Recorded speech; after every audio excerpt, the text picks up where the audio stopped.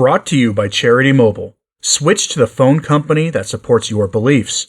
All plans start under $50 before taxes and surcharges. Use promo code TRADITION at CharityMobile.com for a special offer. Given that we have a pope who is focused on Catholic social teaching, and explicitly cites the work of Pope Leo XIII, I thought it would be good to revisit another document of Pope Leo XIII's. However, I don't want to present this in one large document because it is too large for that purpose. So today is the first part of his infamous encyclical Libertas. And I say infamous. It's on the subject of human liberty. And many Americans have a hard time with this one. He is not the biggest fan of freedom of speech, as you will hear in part 2. But here today, he talks about what happens when we have a conception of liberty that basically means that we have no duties to God in its conception. The kind of liberty we have in the United States today, quite frankly. They're leaving these things to the private sphere. There are some natural implications from this.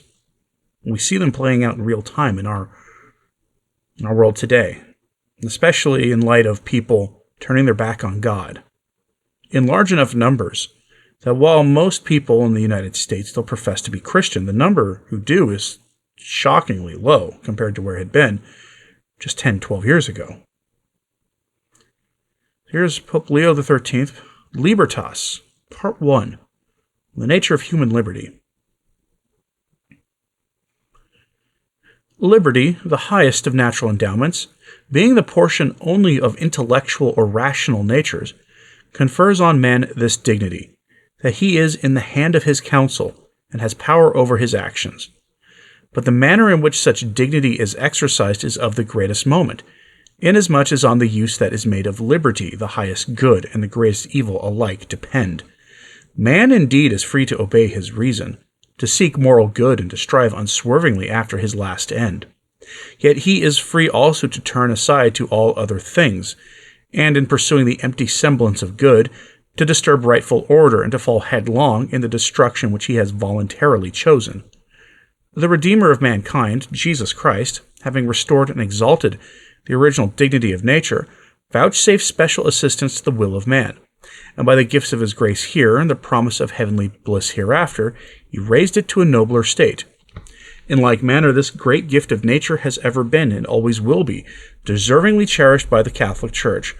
For her alone has been committed the charge of handing down to all ages the benefits purchased for us by Jesus Christ.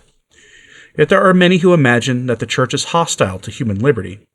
Having a false and absurd notion as to what liberty is, either they pervert the very idea of freedom, or they extend it at their pleasure to many things, in respect of which man cannot rightly be regarded as free.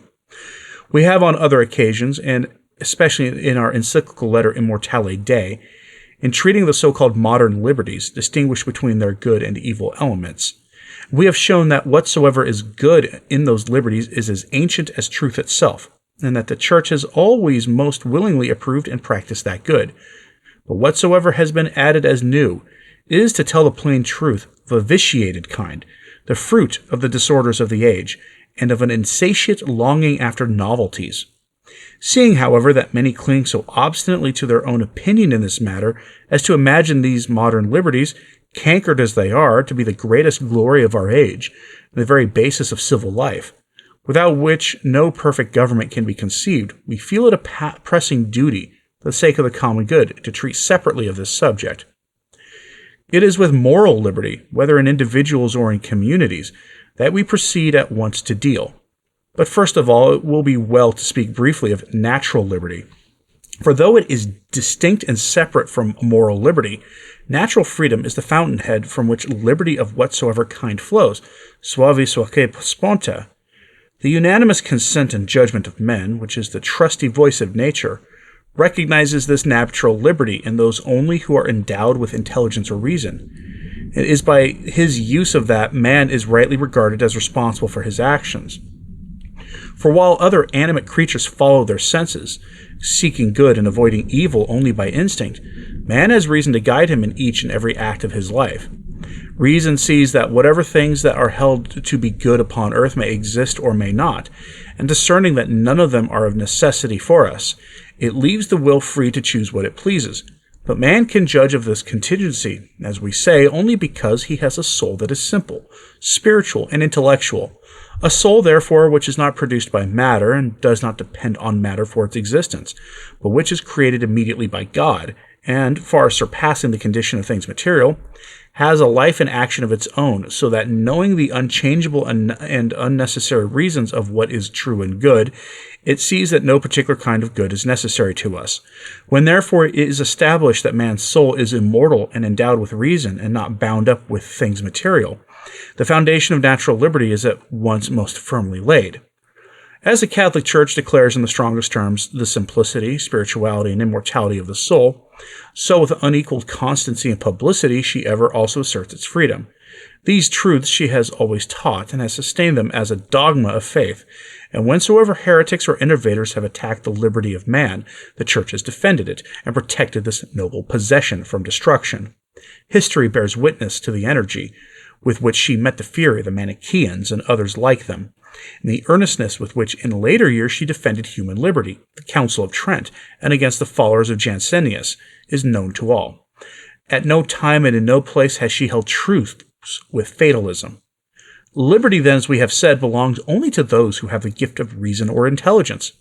Considered as to its nature, it is the faculty of choosing means fitted for the end proposed, for he is master of his actions who can choose one thing out of many. Now, since everything chosen as a means is viewed as good or useful, and since good as such is the proper object of our desire, it follows that freedom of choice is a property of the will, or rather is identical with the will insofar as it has in its action the faculty of choice. But the will cannot proceed to act until it is enlightened by the knowledge possessed by the intellect. In other words, the good wished by the will is necessarily good insofar as it is known by the intellect, and this the more because in all voluntary acts choice is subsequent to a judgment upon the truth of the good presented, declaring to which good preference should be given. No sensible man can doubt that judgment is an act of reason, not of the will. The end or object both of the rational will and of its liberty is that good only which is in conformity with reason. Since, however, both these faculties are imperfect, it is possible, as is often seen, that the reason should propose something which is not really good, but which has the appearance of good, and that the will should choose accordingly.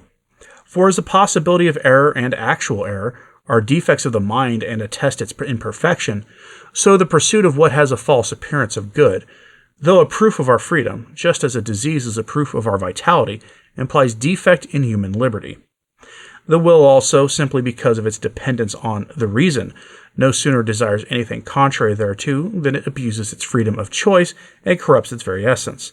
Thus it is that the infinitely perfect God, although supremely free, because of the supremacy of his intellect and of his essential goodness, nevertheless cannot choose evil. Neither can the angels and saints who enjoy the beatific vision.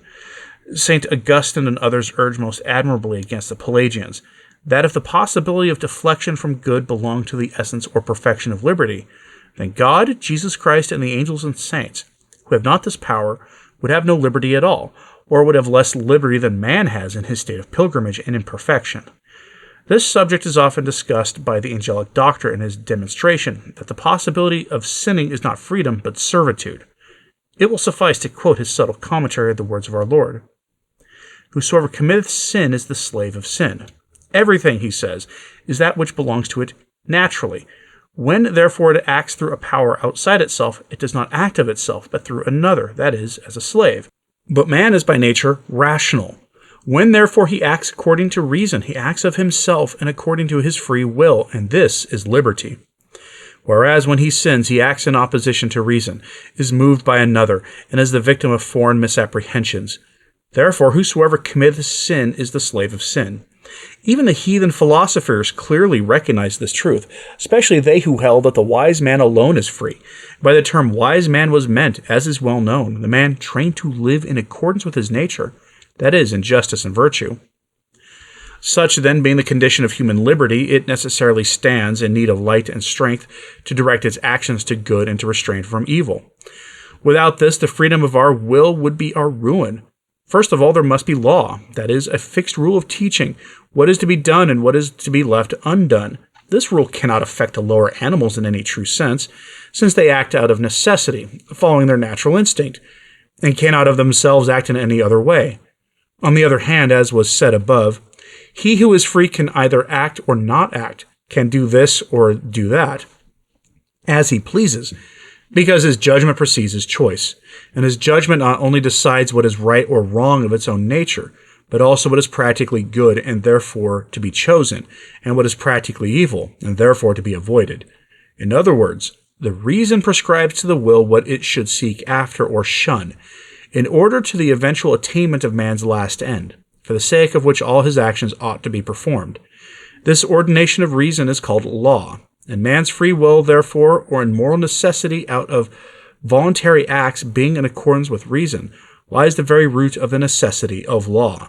Nothing more foolish can be uttered or conceived than the notion that because man is free by nature, he is therefore exempt from law.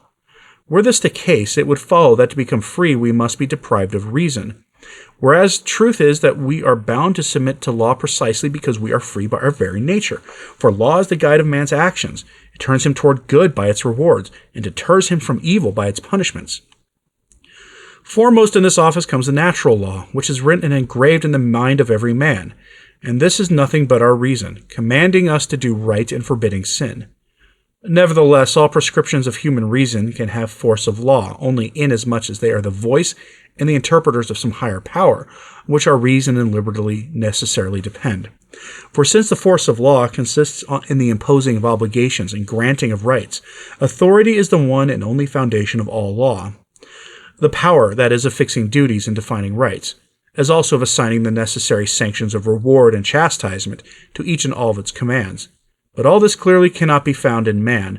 If as his own supreme legislator, he is to be the rule of his own actions, it follows therefore that the end of the law of nature is the same thing as the eternal law, implanted in the rational creatures, and inclining them to their right action and end, and can be nothing else but the eternal reason of God, the creator and ruler of all the world. To this rule of action and restraint of evil, God has vouchsafed to give special and most suitable aids for strengthening and ordering the human will. The first and most excellent of these is the power of his divine grace, whereby the mind can be enlightened and the will wholesomely invigorated and moved to the constant pursuit of moral good, so that the use of our inborn liberty becomes at once less difficult and less dangerous. Not that the divine assistance hinders in any way the free movement of our will, just the contrary, for grace works inwardly in man and in harmony with his natural inclinations, since it flows from the very creator of his mind and will, by whom all things are moved in conformity with their nature. As the angelic doctor points out, it is because divine grace comes from the author of nature that it is so admirably adapted to be safeguard of all natures, and to maintain the character, efficiency, and operations of each. What has been said of the liberty of individuals is no less applicable to them when considered as bound together in civil society. For what reason and the natural law do for individuals, that human law, promulgated for their good, does for the citizens of states. Of the laws enacted by men, some are concerned with what is good or bad by its very nature, and they command men to follow after what is right and to shun what is wrong, adding at the same time a suitable sanction. But such laws by no means derive their origin from civil society, because just as civil society did not create human nature, so neither can be said to be the author of the good which benefits human nature, or of the evil which is contrary to it. Laws come before men live together in society, and have their origin in the natural and consequently in the eternal law. The precepts, therefore, of the natural law, contained bodily in the laws of men, have not merely the force of human law, but they possess that higher and more august sanction which belongs to the law of nature in the eternal law. And within the sphere of this kind of laws, the duty of the civil legislator is, mainly, to keep the community in obedience by the adoption of a common discipline, and by putting restraint upon refractory and viciously inclined men, so that, deterred from evil, they may turn to what is good, or at any rate may avoid causing trouble and disturbance to the state. Now, there are other enactments of the civil authority which do not follow directly, but somewhat remotely from the natural law, and decide many points which the law of nature treats only in a general and indefinite way. For instance, though nature commands all to contribute to the public peace and prosperity, Whatever belongs to the manner and circumstances and conditions under which such service is to be rendered must be determined by the wisdom of men and not by nature herself.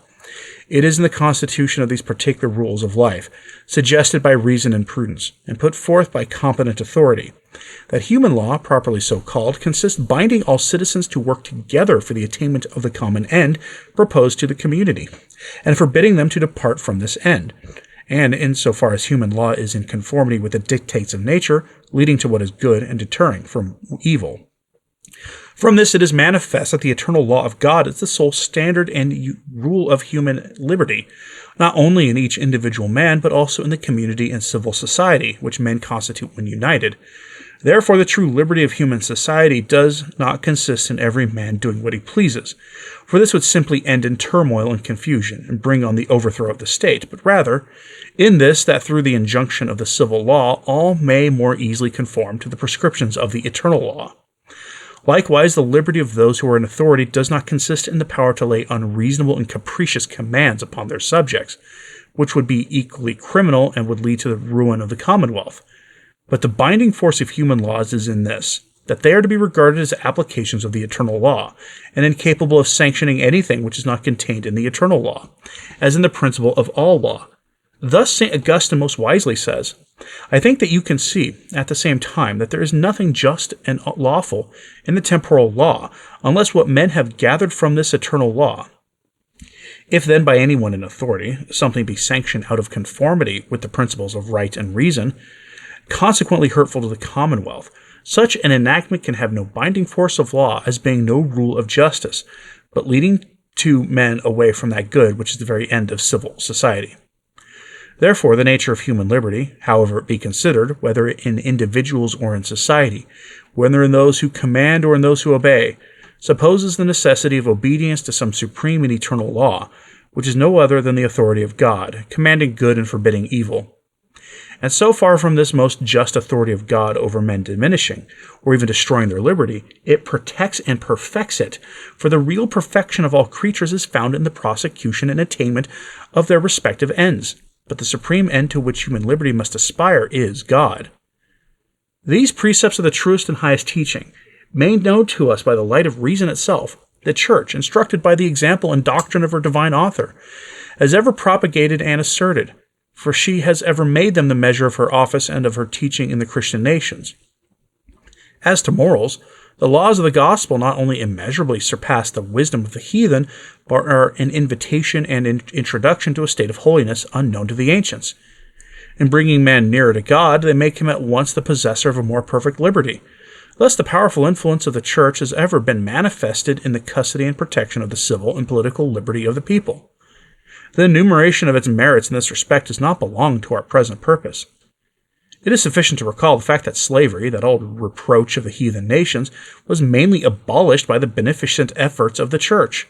The impartiality of law and the true brotherhood of man were first asserted by Jesus Christ, and his apostles re-echoed his voice when they declared that in future there was to be neither Jew nor Gentile, nor barbarian nor Scythian, but all were brothers in Christ. So powerful, so conspicuous in their respect is the influence of the Church that experience abundantly testifies how savage customs are no longer possible in any land where she has once set her foot. That gentleness speedily takes the place of cruelty, and the light of truth quickly dispels the darkness of barbarism. Nor has the Church been less lavish in the benefits she has conferred on civilized nations in every age, either by resisting the tyranny of the wicked or by protecting the innocent and helpless from injury, or finally by using her influence and the support of any form of government, which commended itself to the citizens at home because of its justice, or was feared by the enemies without because of its power. Moreover, the highest duty is to respect authority, and obediently to submit to just law, and by this the members of a community are effectually protected from the wrongdoing of evil men. Lawful power is from God, and whosoever resisteth authority resisteth the ordinance of God. Wherefore obedience is greatly ennobled when subject to an authority which is the most just and supreme of all.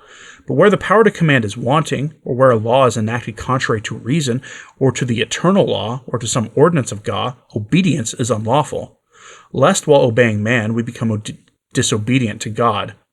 Thus an effectual barrier opposed to tyranny. The authority in the state will not have all its own way, but the interests and rights of all will be safeguarded, the rights of individuals, of domestic society, and of all the members of the Commonwealth, all being free to live according to law and right reason. And in this, as we have shown, true liberty really consists. If when men discussed the question of liberty, they were careful to grasp its true and legitimate meaning, such as reason and reasoning have just explained, they would never venture to affix such a calumny on the Church as to assert that she is the foe of individual and public liberty.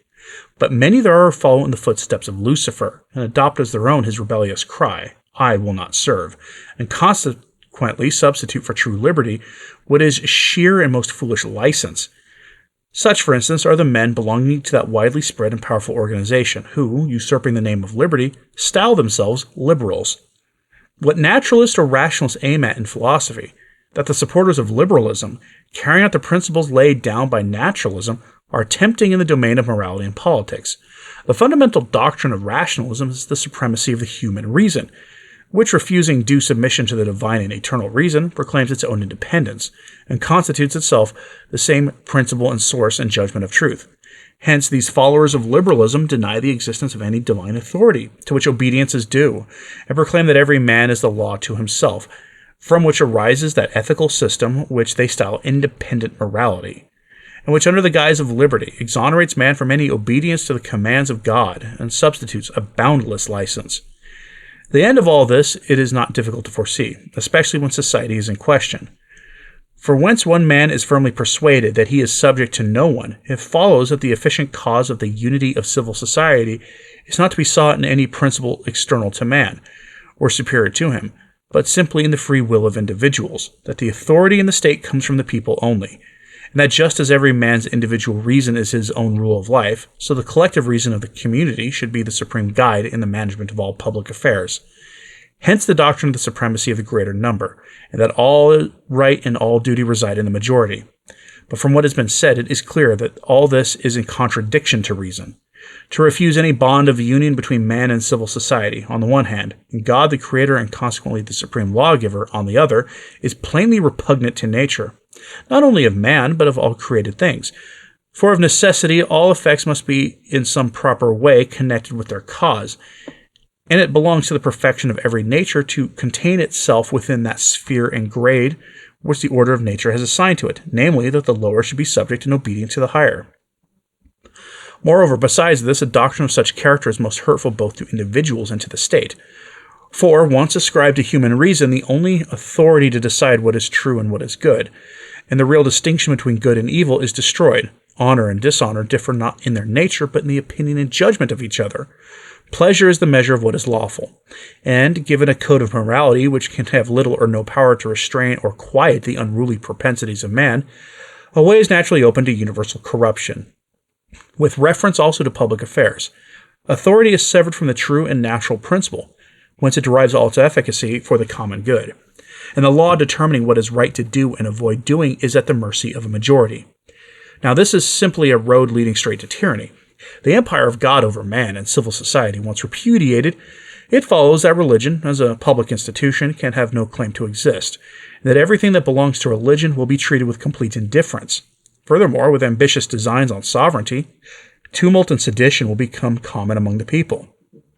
And when duty and conscience ceases to appeal to them, there will be nothing to hold them back but force, which of itself alone is powerless to keep their covetousness in check. Of this we have almost daily evidence in the conflict with socialists and members of other seditious societies, who labor unceasingly to bring about revolution.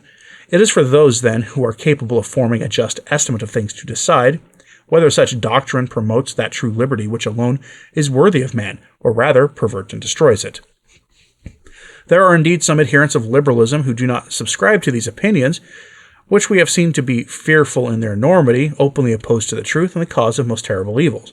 Indeed, very many among them, compelled by the force of truth, do not hesitate to admit that such liberty is vicious, nay, a simple license, whenever intemperate in its claims, to the neglect of truth and justice, and therefore they would have liberty ruled and directed by right reason, and consequently subject to the natural law and to the divine eternal law.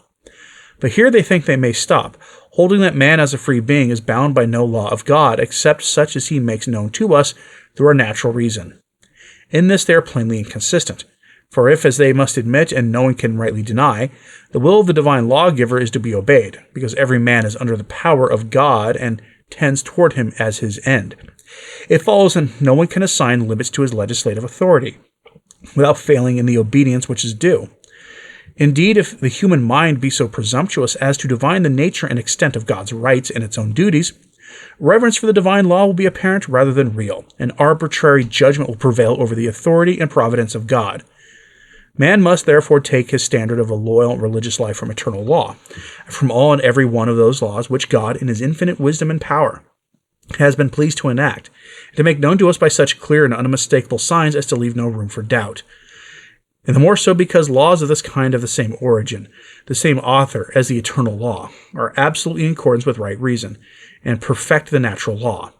These laws it is that embody the government of God, who graciously guides and directs the intellect and the will of man, lest these errors fall into error. Let then that continue to remain in a holy and inviolable union, which neither can nor should be separated. And in all those things, for this is the dictate of right reason itself, let God be dutifully and obediently served. There are others, somewhat more moderate, though not more consistent, who affirm that the morality of individuals is to be guided by the divine law, but not the morality of the state. For that in public affairs the commands of God may be passed over, may be entirely disregarded in the framing of laws. Hence follows the fatal theory of the need of separation between church and state. But the absurdity of such a position is manifest. Nature herself proclaims the necessity of the state providing means and opportunities, whereby the community may be enabled to live properly, that is to say, according to the laws of God. For since God is the source of all goodness and justice, it is absolutely ridiculous that the state should pay no attention to these laws or render them ended by contrary enact menu. Besides, those who are in authority owe it to the commonwealth, not only to provide for its external well-being and the conveniences of life, but still more to consult the welfare of men's souls and the wisdom of their legislation.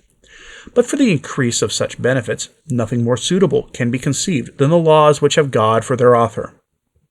And therefore they who in their government of the state take no account of these laws, abuse political power by causing it to deviate from its proper end and from what nature itself prescribes. And what is still more important, and what we have more than once pointed out, although the civil authority has not the same proximate end as the spiritual, nor proceeds on the same lines, nevertheless in the exercise of their separate powers they must occasionally meet, for their subjects are the same, and not infrequently they deal with the same objects, though in different ways. Whenever this occurs, since a state of conflict is absurd and manifestly repugnant to the most wise ordinance of God, there must necessarily exist some order or mode of procedure to remove the occasions of difference and contention, and to secure harmony in all things. This harmony has been not inaptly compared to that which exists between the body and the soul for the well-being of both one and the other, the separation of which brings irredeemable harm to the body, since it extinguishes its very life. To make this more evident, the growth of liberty ascribed to our age must be considered apart in its various details. And first, let us examine that liberty in individuals which is so opposed to the virtue of religion, namely, the liberty of worship, as it is called. This is based on the principle that every man is free to profess as he may choose any religion, or none. But assuredly of all duties which man has to fulfill, that without doubt is the chiefest and holiest which commands him to worship God with devotion and piety. This follows of necessity from the rule that we are ever in the power of God. Are we ever guided by his will and providence, and having come forth from him, must return to him.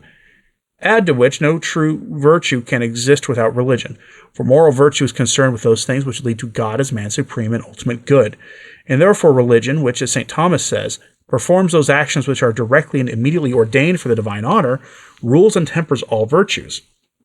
And if it be asked which of the many conflicting religions it is necessary to adopt, reason and the natural law unhesitatingly tell us to practice that one which God enjoins, and which men can easily recognize by certain exterior notes, whereby divine providence has willed that it should be distinguished, because in a matter of such moment the most terrible loss would be the consequence of error. Wherefore, when a liberty such as we have described is offered to man, the power is given him to pervert or abandon with impunity the most sacred of duties, and to exchange the unchangeable good for evil, which, as we have said, is no liberty, but its degradation and the abject submission of the soul to sin. This kind of liberty, if considered in relation to the state, clearly implies that there is no reason why the state should offer any homage to God or should desire any public recognition of him, that no one form of worship is to be preferred to another, but that all stand on an equal footing, no account being taken of the religion of the people, even if they profess the Catholic faith. But, to justify this, it must needs be taken as true that the state has no duties toward God, or that such duties, if they exist, can be abandoned with impunity, both of which assertions are manifestly false. For it cannot be doubted but that, by the will of God, men are united in civil society, whether its component parts be considered, or its form which implies authority, or the object of its existence, or the abundance of vast services which it renders to man. God it is who made man for society, and has placed him in the company of others like himself, so that what was wanting to his nature, and beyond his attainment and left to his own resources, he might obtain by association with others. Wherefore civil society must acknowledge God as its founder and parent, and must obey and reverence his power and authority. Justice therefore forbids, and reason itself forbids, the state to be godless, or to adopt a line of action which would end in godlessness, namely to treat the various religions, as they call them, alike, and to bestow upon them promiscuously equal rights and privileges. Since then the profession of one religion is necessary in the state, that religion must be professed which alone is true, and which can be recognized without difficulty, especially in Catholic states, because the marks of truth are, as it were, engravers upon it. This religion, therefore, the rulers of the state must preserve and protect, if they would provide, as they should do, with prudence and usefulness for the good of the community. For public authority exists for the welfare of those whom it governs, and although its proximate end is to lead men to the prosperity found in this life, yet in so doing it ought not to diminish, but rather to increase man's capability of attaining to the supreme good in which his everlasting happiness consists, which never can be attained if religion be disregarded. All this, however, we have explained more fully elsewhere. We now only wish to add the remark that liberty of so false a nature is greatly hurtful to the true liberty of both rulers and their subjects. Religion, of its essence, is wonderfully helpful to the state. For since it derives the prime origin of all power directly from God himself, with grave authority it charges rulers to be mindful of their duty, to govern without injustice or severity, to rule their people kindly and with almost paternal charity. It admonishes subjects to be obedient to lawful authority, as to the ministers of God, and binds them to their rulers, not merely by obedience, but by reverence and affection, forbidding all seditious and venturesome enterprises calculated to disturb public order and tranquility, and cause greater restrictions to be put upon the liberty of the people. We need not mention how greatly religion conduces to allure morals and pure morals to liberty. Reason shows and history confirms the fact that the higher the morality of states, the greater are the liberty and wealth and power which they enjoy. Like I said, that's hard for many Americans to hear. And it was that document, along with a few others, that actually drove me into traditional Catholicism.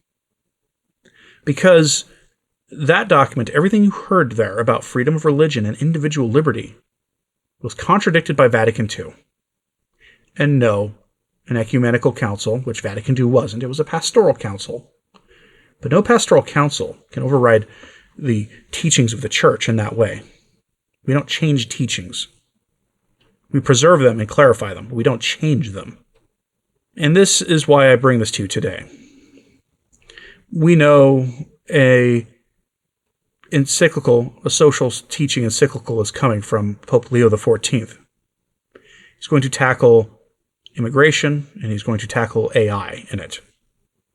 Or maybe there'll be two social encyclicals, one on each subject. We shall see. But be prepared for something that will upset your American sensibilities. And be prepared for us to talk about whether that document is itself in accordance with the church teaching or not. I'm curious what you have to say about this. Let me know in the comments, please. Part 2 will be on freedom of speech and other freedoms. I'm curious what you think about this, so again, let me know in the comments, please. And hit like and subscribe if you haven't. It certainly helps. So does sharing this on social media. That helps a lot too. And as always, pray for the church. I'm Anthony Stine. Ave Maria.